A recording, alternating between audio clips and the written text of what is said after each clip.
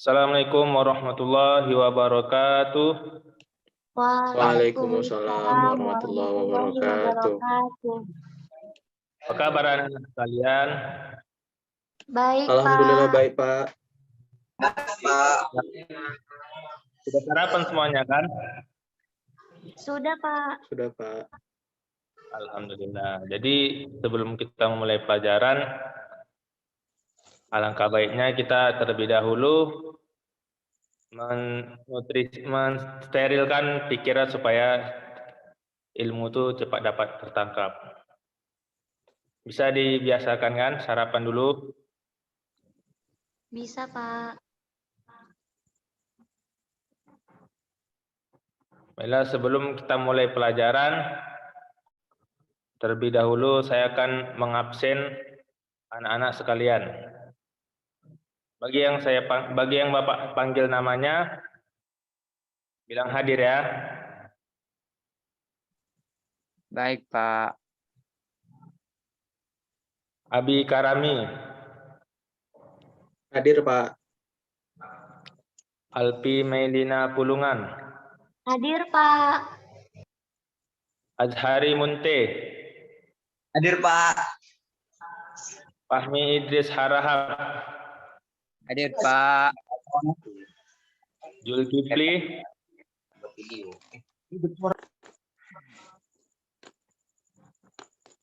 Mira Jagdiah. Tidak hadir ya? Nanti Sakit, untuk skrip mohon dicatat yang tidak hadir ya. Baik, Pak. Jadi untuk mengambil berkah dari pelajaran kita mulai doa terlebih dahulu yang akan dipimpin oleh ketua kelas. Kepada saudara Abi Karami, silakan pimpin doanya. Baik, Pak. Bismillahirrahmanirrahim. Rabbi zidna ilma warzuqna fahma wa amalan soliha wa amalan mutaqabbala. Amin ya rabbal alamin. Terima kasih pada Ananda Abi Karami. Baiklah, sebelum kita masuk materi untuk hari ini, terlebih dahulu saya ingin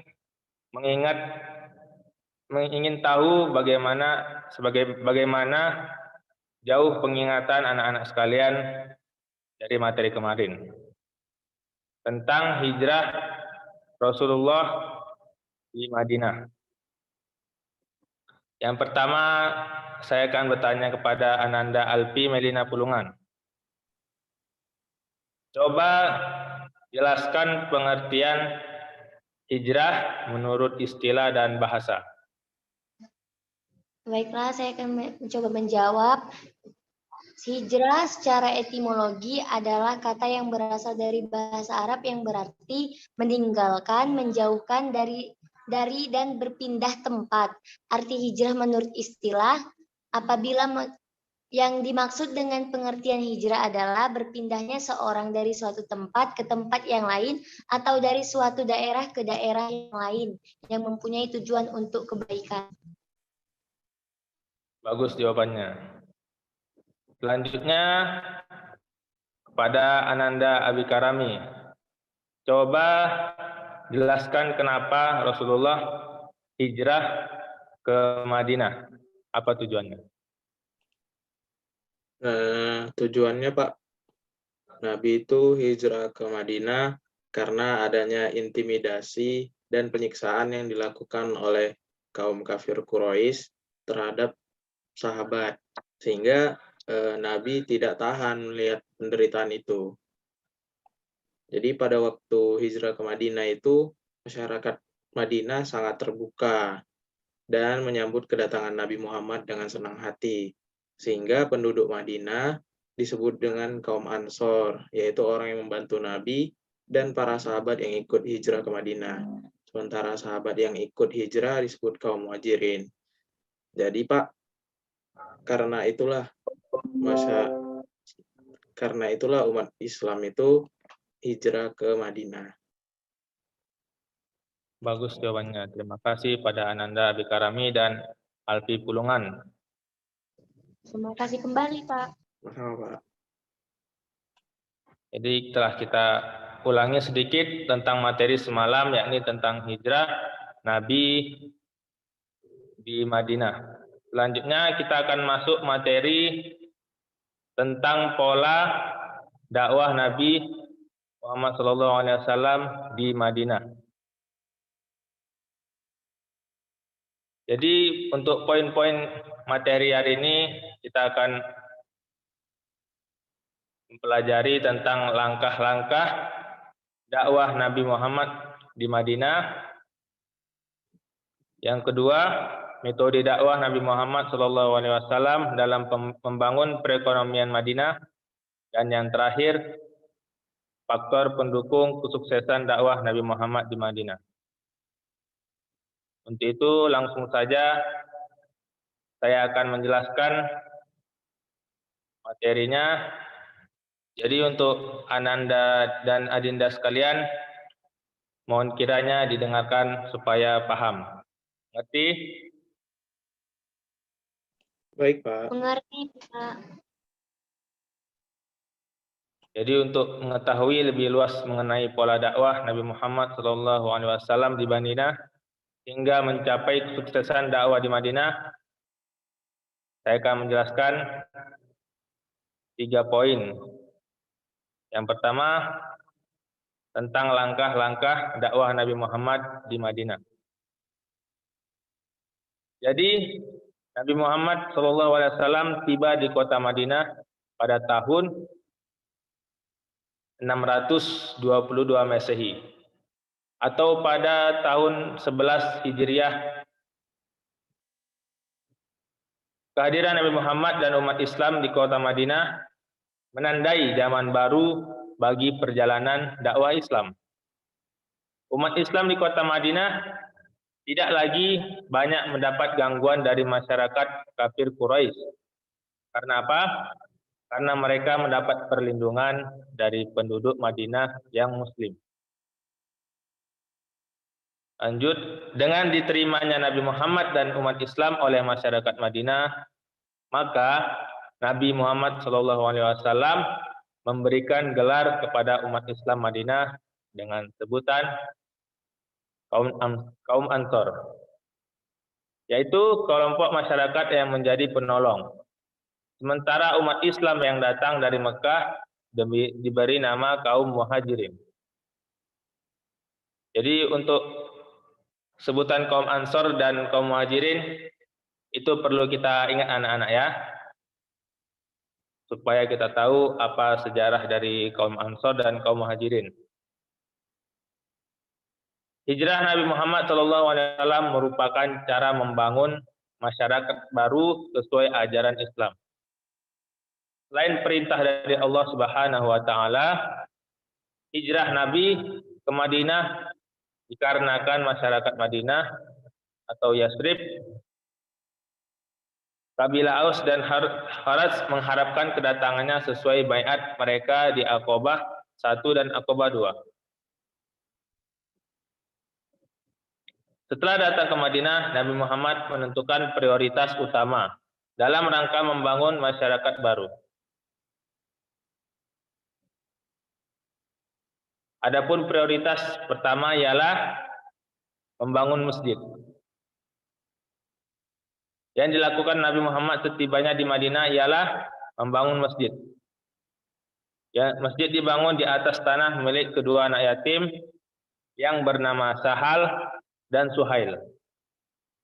Tanah tersebut dibeli oleh Nabi Muhammad untuk pembangunan masjid dan untuk tempat tinggal. Dan masjid tersebut memiliki multifungsi atau banyak digunakan dalam kegiatan, antaranya tempat melaksanakan ibadah sholat. Setiap muslim semestinya selalu terikat dengan masjid. Keberadaan masjid tersebut diharapkan keimanan dan ketakwaan setiap muslim senantiasa terjaga dan terpelihara. Selain itu juga fungsi masjid sebagai kegiatan pendidikan dan pengajaran keagamaan. tempat pengadilan berbagai perkara yang muncul di masyarakat, musyawarah, dan lain sebagainya. Nah, lebih dari itu, bangunan masjid bukan saja sebagai tonggak berdirinya masyarakat Islam, tetapi juga sebagai awal pembangunan kota. Yang kedua, mengenai prioritas dari langkah-langkah dakwah Nabi Muhammad, yaitu ini mempersaudarakan kaum muslimin. Langkah konkret yang dilakukan Nabi Muhammad ialah mempersaudarakan kaum muslimin yang berasal dari Mekah. Disebut apakah tadi kaum muslimin yang berasal dari Mekah? Kaum Ansor. Benar. Ansor. Dengan kaum muslimin Madinah. Untuk kaum muslimin Madinah tadi disebut kaum apa? Anak-anak? Muhajirin, Pak. Oh ya, maaf, terbalik. Untuk kaum muslimin yang berasal dari Mekah, yakni kaum Muhajirin. Oh iya, Pak. Dengan kaum muslimin Madinah yang disebut kaum Ansor. Jadi dengan persaudaraan tersebut, Nabi telah menciptakan suatu persaudaraan baru, yaitu persaudaraan berdasarkan iman atau agama yang menggantikan persaudaraan yang berdasarkan darah. Nabi juga mengajak kaum muslimin supaya masing-masing bersaudara atas dasar iman yang merupakan hal yang asasi untuk membentuk umat yang kuat. Dengan persaudaraan tersebut, umat akan bersatu dan tidak akan mudah tercerai-berai. Dan jika umat ini bersatu, niscaya umat ini akan menjadi lebih kuat. Seperti ibarat lidi, kalau cuma satu untuk membersihkan halaman mungkin tidak kuat. Jadi kalau disatukan dengan lidi-lidi lainnya, maka akan kokoh. Lanjut, yakni ketiga, perjanjian dengan masyarakat Yahudi Madinah. Adapun yang dilakukan Nabi Muhammad selanjutnya ialah bermusyawarah dengan para sahabat, baik dari para muhajirin maupun para ansor. Nah, musyawarah itu ditujukan untuk merumuskan pokok pemikiran yang akan dijadikan undang-undang. Nah, rancangan ini memuat aturan yang berkenaan dengan orang muhajirin, ansor, dan masyarakat yang Yahudi yang bersedia hidup berdampingan secara damai dengan umat muslim. Nah, ada yang tahu apa dinamakan perjanjian tersebut? Tidak tahu, Pak. Nah, dari hasil perjanjian antara kaum muhajirin, ansor, dan masyarakat Yahudi, undang-undang tersebut dikenal dengan Piagam Madinah atau Mitsaq al-Madinah. Jadi itu diingat anak-anak ya, supaya kita tahu apa sejarah dari Piagam Madinah. Nah, piagam tersebut merupakan sebuah bukti bagaimana Islam mengayomi semua umat manusia, termasuk non-muslim. Nah, karena memang rahmatan lil alamin, untuk semua manusia dan tidak untuk agama Islam saja. Dan piagam tersebut membuat posisi Nabi semakin tinggi dan dihormati di semua lapisan masyarakat. Jadi dengan adanya perjanjian yang disebut dengan Piagam Madinah, Nabi Muhammad semakin banyak dihormati baik dari kaum Ansor, Muhajirin, dan juga dari kaum Yahudi. Beberapa suku dari kaum Yahudi menerima dengan baik, tetapi ada juga beberapa yang lainnya menolak. Nah, adapun yang menolak dari suku Yahudi berasal dari Bani Nazir, Quraisyah, dan Kainuka. Ya, jadi di sini anak-anak ada 3 suku Yahudi yang menolak tentang perjanjian Piagam Madinah tersebut. Nah, bahkan ketiga suku dari Ketiga suku tersebut bersekutu dengan kaum kafir Quraisy Mekah untuk menghancurkan kekuasaan Nabi di Madinah. Yang pada akhirnya persekutuan mereka dengan kafir menyebabkan mereka terusir dari kota Madinah, sehingga tidak ada lagi masyarakat Yahudi tinggal di Madinah. Sampai sini paham anak-anak? Insya Allah paham, Paham, Pak. Pak. Baiklah, kalau sudah paham, kita lanjut lagi mengenai metode dakwah Nabi dalam membangun perekonomian Madinah. Para pengikut Nabi melakukan hijrah dengan resiko nyawa dan harta. Jadi ketika Nabi dan para pengikutnya pergi ke Madinah, di situ para pengikut banyak mengorbankan hartanya, juga nyawanya. Dan mereka meninggalkan Mekah secara bersembunyi dan meninggalkan harta bendanya di Mekah. Akibat mereka datang ke Madinah tidak membawa harta benda, Nabi Muhammad membangun perekonomian masyarakat Madinah dengan cara sebagai berikut. Pertama, mempersaudarakan kaum Muhajirin dan Ansor yang persaudaranya berlandaskan iman, bukan persaudaraan berlandaskan darah, sehingga kaum Ansor dapat menjamin dan membantu saudara kaum Muhajirin dalam memenuhi kebutuhan hidupnya. Jadi kaum Muhajirin tadi dari mana tadi anak-anak? Mekah, Kota Pak. Mekah, Pak. Kaum Muhajirin dari kota Mekah, sedangkan kaum Ansor dari kota Madinah. Kedua, menempatkan orang pikir miskin yang tidak punya tempat tinggal di masjid. Mereka dikenal dengan ahlu suffah, yaitu orang miskin atau sedang menuntut ilmu dan sedang tinggal di laman masjid.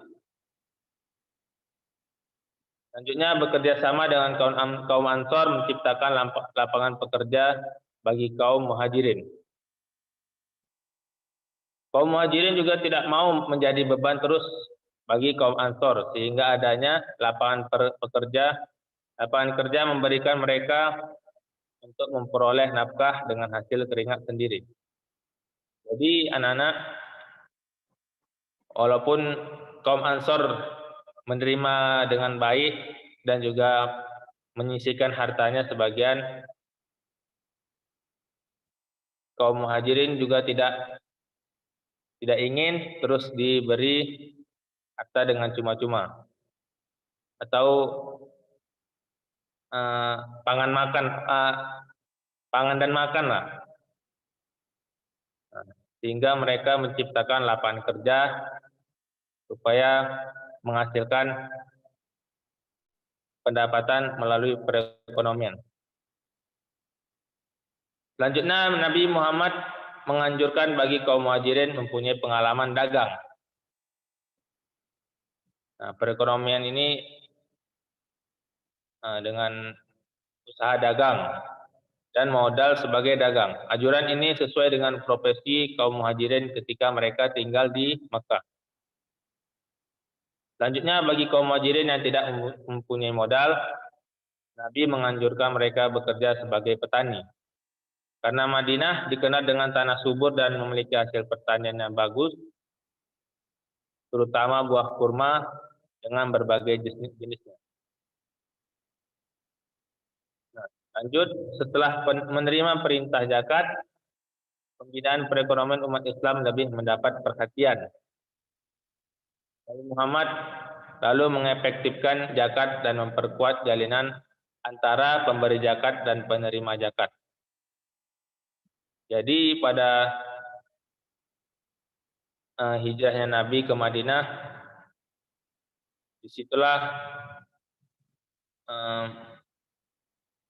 terjadinya pemberian zakat dan penerima zakat. Dan terakhir, faktor pendukung kesuksesan dakwah Nabi di Madinah. Nah, faktor pendukung kesuksesan dakwah Nabi Muhammad dapat tergambar dalam khutbah pertamanya yang diucapkannya di Madinah sambil bersandar pada batang pohon kurma yang dijadikan penopang atap masjid. Adapun perkataan Nabi sebagai berikut, yakni barang siapa yang dapat melindungi mukanya dari api neraka sekalipun hanya dengan sebutir kurma, maka lakukanlah itu. Kalaupun tidak ada, maka dengan kata-kata yang baik. Sebab dengan itu kebaikan itu mendapat balasan 10 kali lipat. Lalu dalam khutbah yang kedua dikatakan beliau, beribadahlah kamu sekalian kepada Allah dan janganlah mempersekutukannya dengan apapun. Nah, kata-kata Nabi Muhammad memberikan suatu ajaran agar memelihara diri dari api neraka walaupun dengan sebutir kurma atau perkataan yang baik. Sebutir kurma dan perkataan yang baik menjadi salah satu modal memelihara persaudaraan. Jadi diibaratkan sebutir kurma ini sedikit kebaikan, walaupun cuma sedikit yang bisa kita kasih, itu lebih baik. Dilengkapi anjuran untuk saling mencintai, yang kesemuanya dilandasi oleh keimanan kepada Allah Subhanahu wa taala. Nah, bukan hanya kata-kata dari Nabi Muhammad tersebut untuk menjalin persaudaraan, tapi beliau sebagai utusan menunjukkan keteladanan dalam berbuat. Nabi juga tidak ingin menampakkan diri dengan gaya yang berkuasa atau sebagai raja atau juga pemegang kekuasaan duniawi. Jadi demikianlah penjelasan dari Bapak tadi mengenai 3 poin tentang langkah dakwah Nabi Muhammad di Madinah, lalu metode dakwah dalam membangun perekonomian Madinah, juga faktor pendukung kesuksesan dakwah Nabi Muhammad di Madinah. Jadi dari penjelasan tersebut dapatlah pelajaran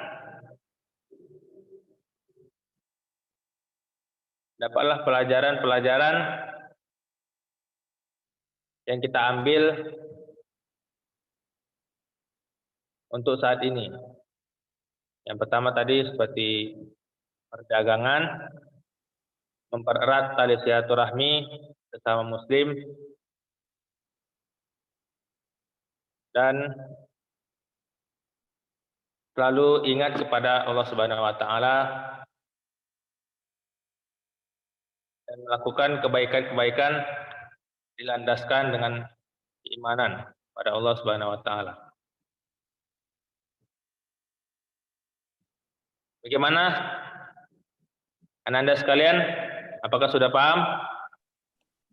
Sudah, Pak. Maaf, mungkin Bapak agak sedikit kurang teliti menjelaskannya dikarenakan juga menghafal materi masih sedikit-sedikit. Ya, Pak. Jadi sampai saat ini, sampai sekarang nih, ada yang mau ditanyakan? Atau ada yang belum paham? Tidak ada, Pak. Pas. Pas, Pak. Jadi jika tidak ada yang, jika sudah paham semua, Bapak akan mengetes kembali pemahaman Ananda dan Andinda sekalian yang telah Bapak jelaskan tadi. Jadi Bapak akan bertanya 5 pertanyaan untuk anak-anak sekalian. Yang pertama soalnya ialah coba sebutkan gelar apa yang disebut untuk kaum yang berada di Mekah. Saudari Alpi Melina. gelar yang untuk saudara yang ada di Mekah yaitu muhajirin, Pak. Ya, benar. Selanjutnya, pertanyaan kedua.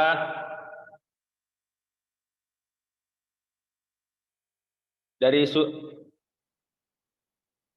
suku Yahudi, suku-suku manakah yang menolak perjanjian dari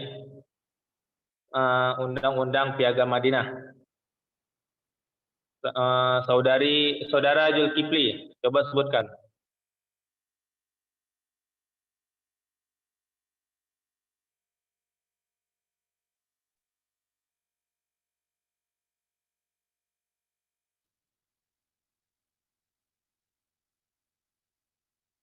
Terdapat tadi di penjelasan perjanjian dengan masyarakat Yahudi Madinah. Bagaimana saudara Zulkifli? Memang ada di situ. Nggak ada lagi Kak Rani. 21. Nggak ada yang bisa ibu mati. Cari biar makannya. Bella, kalau saudara mengulangi, maka saya akan jawab pertanyaannya.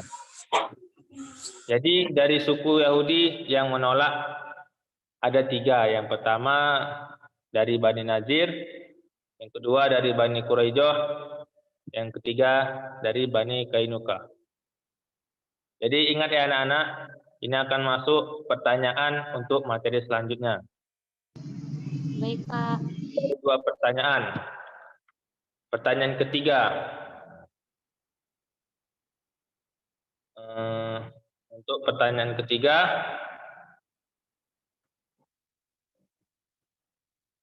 siapa sajakah yang menyetujui perjanjian Piagam Madinah? Saudara Abi Karami.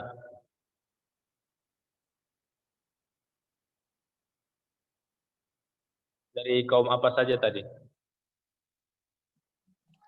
Dari apa Pak? Kaum Muhajirin dan Ansor.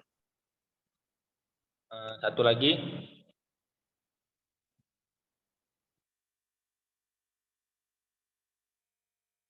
Satu lagi apa? Nanti dikat. Satu lagi kaum Yahudi. Ulang.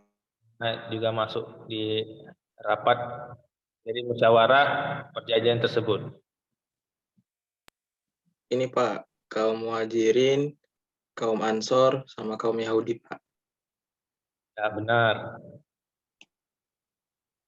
Sudah 3 pertanyaan. Untuk pertanyaan keempat, jadi cukup sampai pertanyaan keempat aja ya. Baik Pak. Pertanyaan keempat.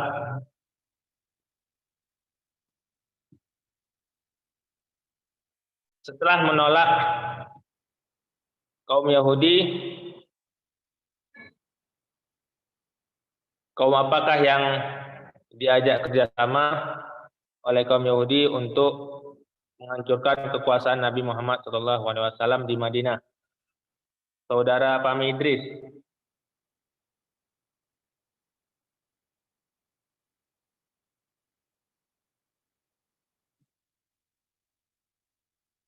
Tadi saya sudah jelaskan.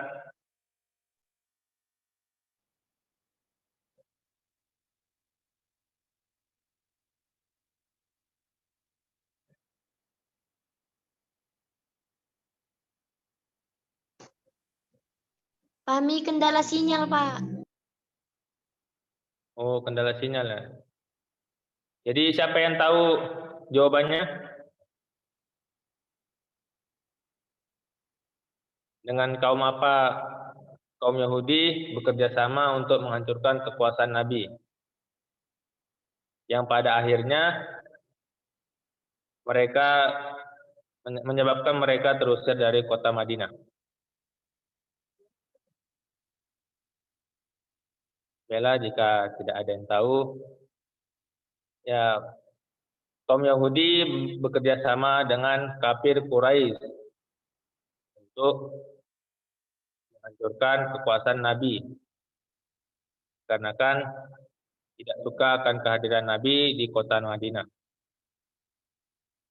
Nah, mungkin anak-anak sekalian sudah paham dan sudah meningkat sedikit dari penjelasan Bapak. Dan bisa juga mencari sumber-sumber materi lainnya mengenai pola dakwah Nabi Muhammad SAW di Madinah dari internet, dari Google Book, ataupun artikel-artikel.